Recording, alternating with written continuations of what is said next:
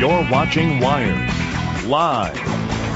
Welcome back to Wired. I'm Jim Braude alongside Leslie Gaydos. Today we're talking about those annoying people who just will not stop talking about their award-winning kids and their latest achievement. If you have a child who's not quite perfect, or if you're the parent of a child with disabilities, you're going to want to hear what our guests have to say today. And we're talking, here's this name again, Patty Conjoyan. Patty Conjoyan and her sister Gina Gallagher of Shut Up Industries, and their book, Shut Up About You. So what's the deal? First of all, I love the concept. The shut up thing is great. What's the whole premise? What's the deal? The premise is we're both raising children with disabilities, daughters, and we just wanted to be able to talk about the accomplishments of our children. It seems like unless your kid's a star on the soccer field or in the academic arena, nobody wants to hear about them. So we wanted to do the talking, hence our name.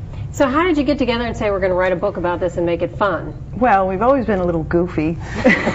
You know, we got that about you. It's only been a little while, but it's kind of hard to hide sometimes. We were just sort of commiserating. Patty has a great analogy for it. She says it's sort of like, tell it, Patty. You tell it better than I do. No, we sort of likened it to the peanut butter and the chocolate where the Reese's come together and form a peanut butter cup.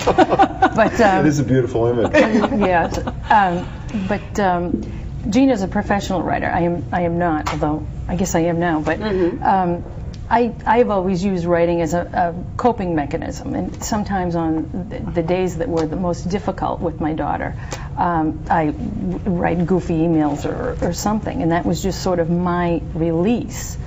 And but who's the target? Is this written for parents like you and your kids, or is it written because you're so aggravated? And you can be honest here. You're so aggravated with all the other parents and all the, oh, my little darling, my little princess, my little this, my little that. It's funny you ask that, because it started out in anger. To be honest with you, my daughter was at a point where she was really struggling socially, constantly getting teased.